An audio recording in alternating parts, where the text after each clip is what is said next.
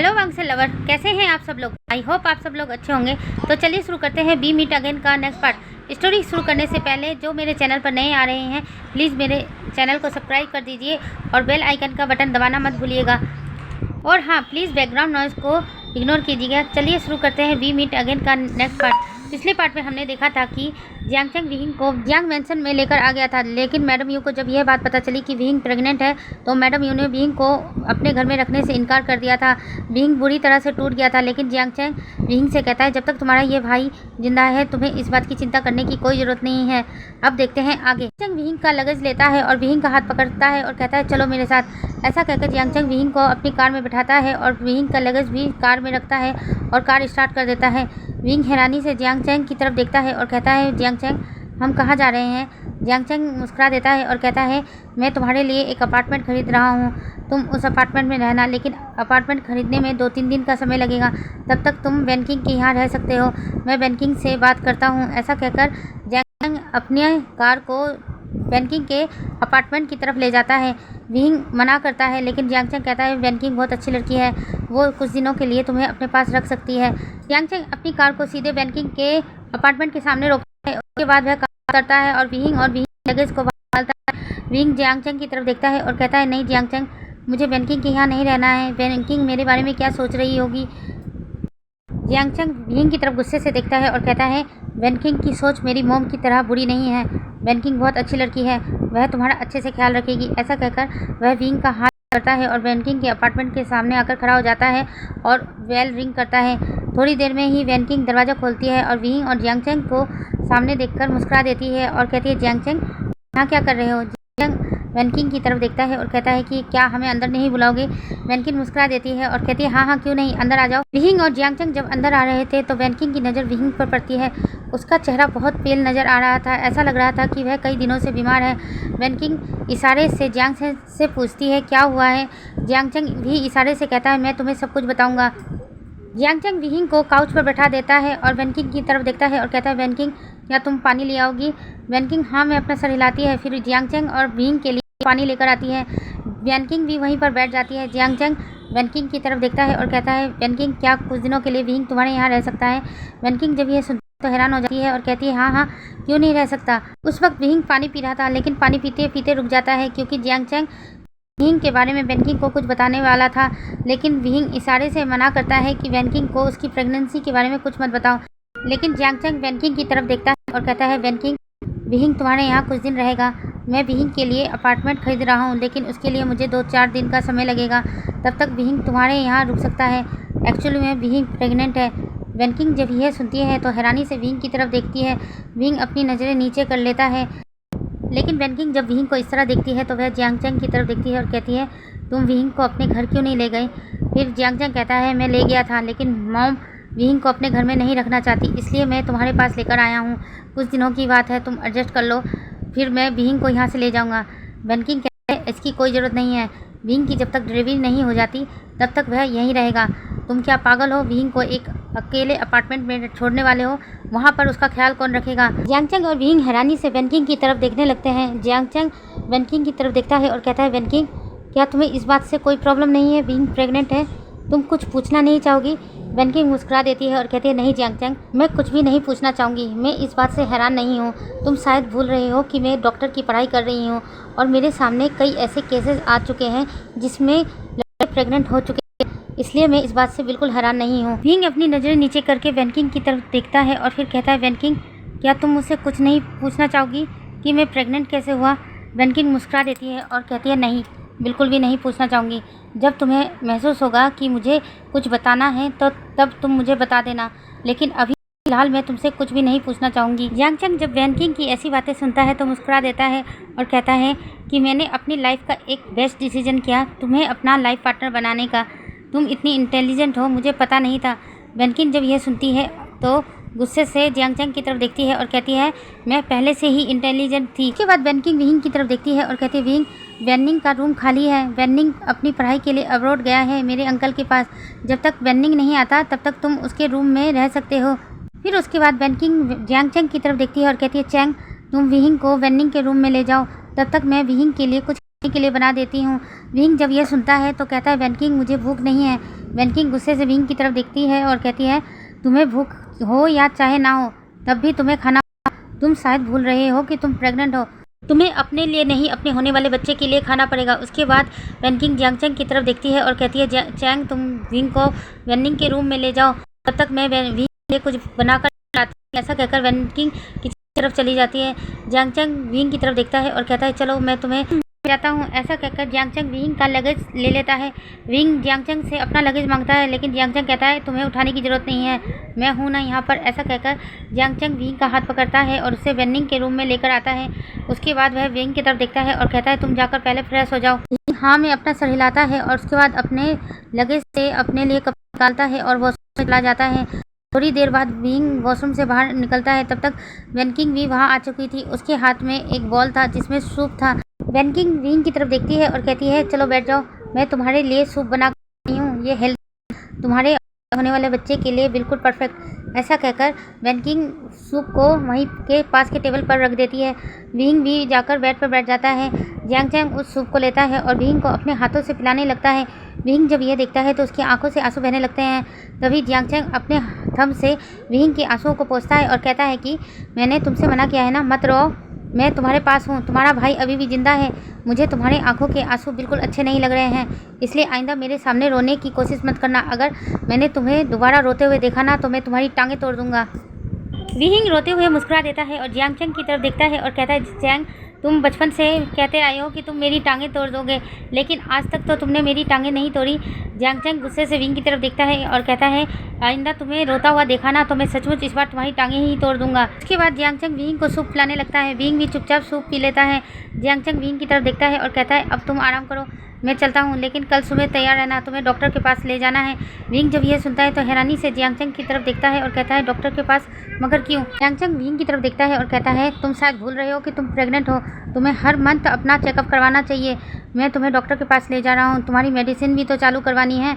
ऐसा कहकर Jiang Chang वैनकिंग की तरफ देखता है और कहता है, वैनकिंग विंग का ख्याल रखना, मैं अपने भाई को तुम्हारे भरोसे यहाँ छोड़कर जा रहा हूँ, उसे कोई भी तकलीफ नहीं होनी चाहिए। वैनकिंग जियांग चैंग की बात सुनकर मुस्कुरा देती है और कहती है, चैंग तुम बेफिक्र रहो, विंग का ख्याल मैं अपने छोटे भाई की तरह ही रखूँगी, तुम उसकी चिंता मत करना। जियांग चैंग वैनकिंग की बात सुनकर मुस्कुरा देता है और उसके बाद से जाने लगता है। वैनकिंग भी जियांग चैंग को दरवाजे तक छोड़ने आती है। जियांग चैंग जाने लगता है, लेकिन तभी अचानक रुकता है और वैनकिंग की तरफ देखता है। वैनकिंग हैरान होती है कि जियांग चैंग रुक क्यों गया। जियांग चैंग जल्दी से वैनकिंग के पास आता है और वैनकिंग के लिप्स पे एक किस करता है और जल्दी से वहाँ से निकल जाता है।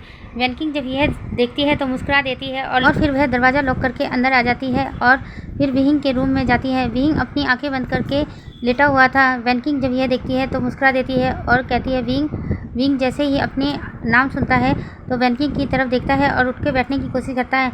वैनकिंग जब यह देखती है तो कहते हैं, विंग तुम लेटे रहो, तुम आराम करो, मैं अपने रूम में पढ़ाई कर रही हूँ, लेकिन अगर तुम्हें किसी चीज़ की ज़रूरत हो तो मुझे बता देना, तुम ये मत सोचना कि तुम मुझे परेशान कर रहे हो, तुम मेरे छोटे भाई जैसे हो, तुम पूरे हक से मुझसे जो चीज़ तुम्हें ज़रूरत हो मांग सकते हो।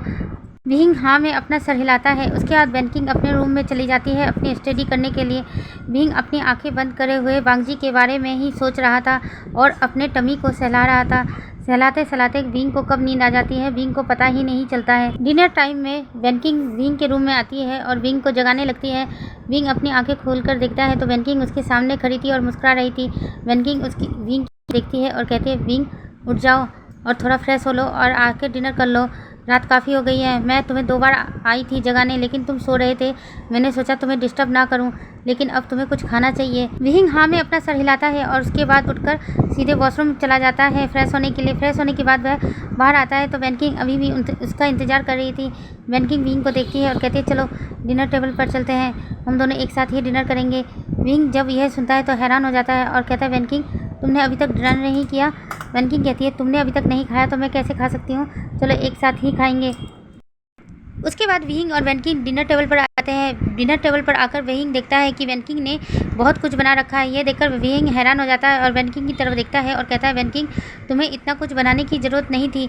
वैनकिंग यह सुनकर मुस्कुरा देती है और कहती है कि ये मैंने सिर्फ तुम्हारे लिए नहीं तुम्हारे बच्चे के लिए भी बनाया है। मुझे नहीं पता है कि उसे क्या पसंद है और क्या नहीं, इसलिए मैंने बहुत कुछ बना दिया, तुम्हें जो भी पसंद है तुम वो खा सकते हो। ऐसा कहकर वैनकिंग बैठ जाती है। वैनकिंग को बैठता देख विंग भी बैठ अपना डिनर करने लगता है। वैनकिंग ने सचमुच बहुत टेस्टी खाना बनाया था। यह खाकर विहिंग को बहुत अच्छा लगता है। विहिंग और वेनकिंग की डिनर होने के बाद वेनकिंग गंदी प्लेटों को किचन में ले जा रही थी। विहिंग भी वेनकिंग की हेल्प कर रहा था, लेकिन वेनकिंग उसे मना कर देती है और कहती है तुम्हें कुछ भी करने की ज़रूरत नहीं, अभी तुम्हें सिर्फ आराम करना है। विहिंग जब यह सुनता है तो कहता है वेनकिंग मैं बीमार नहीं हूँ, मैं ठीक हूँ, मैं इतना तो कर ही सकता हूँ। वेनकिंग जब ये देखती है तो मुस्कुरा देती है और कहती है हाँ लेकिन थोड़ा बहुत, तुम बस ये प्लेटें ला दो, मैं इन्हें वॉश कर देती हूँ। विहिंग जब ये सुनता है तो खुश हो जाता है और वेनकिंग की मदद करने लगता है। वेनकिंग सारे बर्तनों को वॉश करके रख देती है और विहिंग की तरफ देखती है और कहती है अब जाकर तुम रूम में आराम करो, मैं फिर से अपनी स्टडी करती हूँ। ये डॉक्टरी की पढ़ाई बहुत कठिन होती है, हर टाइम पढ़ना ही पड़ता है। ऐसा कहकर वेनकिंग अपने रूम में चली जाती है। विंग वहीं खड़े होकर थोड़ी देर वेनकिंग को देखता है और मुस्कुरा देता है, फिर अपने रूम में चला जाता है। विंग अपने रूम में आकर सोने की कोशिश करता है, लेकिन उसने नींद पहले ही पूरी कर ली थी, इसलिए उसे नींद नहीं आ रही थी। वह फिर वांगजी के बारे में सोचने लगता है, लेकिन जैसे ही वह वांगजी के बारे में सोच रहा होता है उसकी आंखों से आंसू बहने लगते हैं। वह अपनी आंखें बंद करके सिर्फ रो ही रहा था। ऐसे ही कुछ घंटे बीत जाते हैं। लगभग रात के 12 बजे विंग के रूम का दरवाज़ा खुलता है। विंग अभी तक सोया नहीं था, बस वह अपनी आंखें बंद करके लेटा हुआ था। वेनकिंग विंग के रूम में आती है और विंग को देखने लगती है। विंग ने ब्लैंकेट नहीं ले रखा था, इसलिए वेनकिंग विंग को ब्लैंकेट उड़ा देती है। फिर विंग के आसपास देखने लगती है तो वह अपने रूम में चली जाती है और अपने रूम से थोड़ी देर बाद ही वापस आ जाती है। उसके हाथ में कई सारे पिलो थे। वह पिलो विंग के आसपास रख देती है, जिससे अगर विंग रात को नींद में गिरे तो पिलो से सेफ हो सके। विंग ये सब महसूस कर रहा था। उसकी आंखों से एक बूंद आंसू नीचे गिर जाता है। उसकी आंखें गीली लग रही थी। वेनकिंग जब यह देखती है तो विंग के आंसुओं को पोंछती है और उसी के पास आती है और मुझे नहीं पता तुम्हारे साथ क्या हुआ है, लेकिन तुम्हें देखकर लग रहा है तुम बहुत दुखी हो, लेकिन मैं अभी तुमसे कुछ भी नहीं पूछना चाहती। जब तुम्हें महसूस हो कि मुझे अपने दिल का दर्द बता सको तब ज़रूर बताना, मैं उसका इंतज़ार करूँगी। ऐसा कहकर वेनकिंग विंग के फोरहेड पर एक किस करती है और फिर रूम से चली जाती है। वेनकिंग के वहाँ से जाते ही विंग की आंखों से आंसू बहने लगते हैं। विंग अपने मन में सोचता है जिस प्यार की उम्मीद मैंने आंटी यू से की, आज वही प्यार मुझे वेनकिंग से मिल रहा है। वेनकिंग का प्यार मुझे माँ की याद दिला रहा है। वेनकिंग मेरे ख्याल बिल्कुल एक माँ की तरह रख रही है। चैंग तुम बहुत खुशकिस्मत हो जो तुम्हें वेनकिंग जैसी लाइफ पार्टनर मिली है। उसके बाद विंग अपनी आंखों के आंसुओं को पोंछता है और फिर से आंख बंद कर सोने की कोशिश करता है। नेक्स्ट मॉर्निंग जब विंग की आंख खुलती है तो वह देखता है कि वेनकिंग उसी के रूम में थी और वेनकिंग उसके लगेज से सामान निकाल कर वार्डरोब में रख रही थी। विंग यह देखकर हैरान हो जाता है। वह वेनकिंग से कहता है वेनकिंग गुड मॉर्निंग, तुम ये क्या कर रही हो। वेनकिंग जब विंग की आवाज़ सुनती है तो विंग की तरफ देखती है और कहती है गुड मॉर्निंग, मैं तुम्हारे सामान को वार्डरोब में सेट कर रही हूँ। इसमें वेंडिंग का सामान था, वेंडिंग का सामान मैंने बाहर निकाल दिया है ताकि आपको परेशानी ना हो। की तरफ देखता कहता है वेनकिंग तुम्हें ऐसा करने की ज़रूरत नहीं थी, मैं बाद में कर लेता। वेनकिंग विंग की बात सुनकर मुस्कुरा देती है और कहती है बिल्कुल नहीं, तुम कुछ भी नहीं करोगे, बस हल्का फुल्का काम करोगे और सारा दिन रेस्ट करोगे। मैंने माना कि तुम बीमार नहीं हो, लेकिन अभी तुम्हें अपना ख्याल रखना होगा। तुम एक मेल हो और तुम्हें पता है मेल प्रेगनेंसी कितनी रिस्की होती है, इसलिए तुम्हें हमेशा अपना ख्याल रखना होगा और होने वाले बच्चे का भी। इसलिए ज़रूरत से ज़्यादा काम तुम्हें नहीं करना है, मैं यहाँ पर तुम्हारी मदद करने के लिए। विंग जब ये सुनता है तो कहता है वेनकिंग तुम्हारा तो और भी काम होगा ना, तुम्हें अपनी पढ़ाई भी करनी होती है, घर का काम भी करना होता है, अगर मैं तुम्हारी हेल्प ना करूं तो तुम अकेले कितना कुछ संभालोगी। वेनकिंग जब यह सुनती है तो मुस्कुरा देती है और कहती है मैं सब कुछ संभाल लूँगी, बस तुम अपना ख्याल रखना और जल्दी से फ्रेश होकर आओ, मैंने नाश्ता बना दिया है, आकर हम दोनों नाश्ता कर लेते हैं। विंग हाँ में अपना सिर हिलाता है और फिर वॉशरूम में चला जाता है। इसके बाद विंग और वेनकिंग दोनों अपना अपना नाश्ता कर रहे थे। थोड़ी देर में ही वेनकिंग के दरवाजे पर नॉक होती है। वेनकिंग जाकर दरवाज़ा खोलती है तो देखती है सामने जियांग चैंग खड़ा है। जियांग चैंग के हाथों में एक फूलों का बुके था। वेनकिंग जब यह देखती है तो मुस्कुरा देती है और कहती है कि जियांग चैंग ये क्या है, तुम मेरे लिए बुके लेकर आए हो, आज से पहले तो तुम कभी नहीं लेकर आए। जियांग चैंग कहता है ये तुम्हारे लिए नहीं है, ये मेरे भाई के लिए है। ऐसा कहकर जियांग चैंग अंदर आ जाता है। वेनकिंग अपना मुँह बना लेती है और अपने मन में कहती है ये एंग्री बर्ड कभी मेरे लिए कुछ करता ही नहीं। ऐसा कहकर वह अपना पैर ज़मीन पर पटकती है और वह भी अंदर आ जाती है। जियांग चैंग अंदर आकर देखता है विंग अभी अपना नाश्ता कर रहा था। वह विंग को फूलों का बुके देता है और कहता है तुम अभी तक रेडी नहीं हुए, मैंने तुमसे कल ही कहा था ना कि रेडी हो जाना, मैं तुम्हें डॉक्टर के पास ले जाऊँगा। विंग जब ये सुनता है तो कहता है जियांगचंग मैं भूल गया था, मैं अभी रेडी हो जाता हूँ। ऐसा कहकर विंग अपने रूम की तरफ चला जाता है। विंग जैसे ही अपने रूम में जाता है जियांगचंग वैनकिंग की तरफ देखता है। वैनकिंग अभी भी जियांगचंग की तरफ घूरे जा रही थी और गुस्से से देख रही थी। जियांगचंग वैनकिंग की तरफ देखकर मुस्कुराता है और तभी अपने पॉकेट से एक बॉक्स निकालता है और वैनकिंग की तरफ बढ़ा देता है। वैनकिंग जब ये देखती है तो पूछती है इसमें क्या है। जियांगचंग कहता है तुम खुद ही खोलकर देख लो। वैनकिंग जल्दी से उस बॉक्स को लेती है और खोलकर देखती है तो उसमें एक हार्ट शेप का पेंडेंट था। वैनकिंग यह देखकर मुस्कुरा देती है और कहती है ये क्या, ये मेरे लिए है। जियांगचंग हाँ में अपना सर हिलाता है। वैनकिंग जल्दी से जियांगचंग को वह पेंडेंट देती है और कहती है तुम खुद ही पहना दो। जियांगचंग उस पेंडेंट को वैनकिंग के गले में पहना देता है। वैनकिंग बार बार उस पेंडेंट को देख रही थी। जियांगचंग वैनकिंग की तरफ देखता है और कहता है क्या वो ठीक है। वैनकिंग जियांगचंग की तरफ देखती है और कहती है हाँ अभी तो फ़िलहाल ठीक है, लेकिन रात को वह बहुत रोया था। जियांगचंग विंग की रूम की तरफ देखता है और कहता है विंग उस लड़के से बहुत प्यार करता है, लेकिन वह लड़का विंग से बिल्कुल प्यार नहीं करता। उसे तो पता भी नहीं है कि विंग उसके बच्चे से प्रेग्नेंट है। वैनकिंग जब यह सुनती है तो हैरान हो जाती है और कहती है क्या वह पर्सन विंग से प्यार नहीं करता, तो फिर ये सब क्या है। तो वह विंग से फिजिकल कैसे हो सकता है, विंग को प्रेग्नेंट कैसे कर सकता है। जियांगचंग वैनकिंग की तरफ देखता है और कहता है वो एक ड्रंकन मिस्टेक थी, दोनों ही ड्रंक थे और ड्रंक हालत में इन दोनों ने गलती कर दी। लेकिन विंग इस बच्चे को जन्म देना चाहता है, इसलिए मैं विंग के साथ हूँ।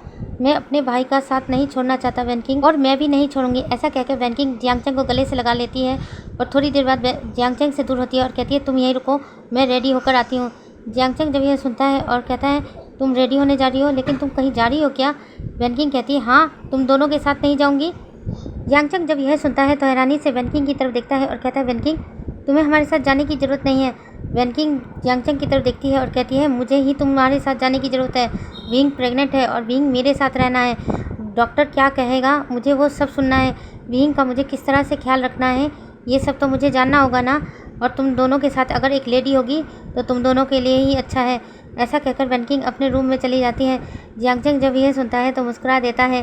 थोड़ी देर बाद ही विंग अपने रूम से रेडी होकर बाहर आ जाता है और जियांगचंग की तरफ देखता है और कहता है चैंग चले। जियांगचंग विंग की तरफ देखता है और कहता है विंग रुको, वैनकिंग भी हमारे साथ जाने वाली है। तो चलिए गाइज आज के लिए इतना ही। आज का पार्ट आप लोगों को कैसा लगा प्लीज़ कमेंट करके ज़रूर बताइएगा।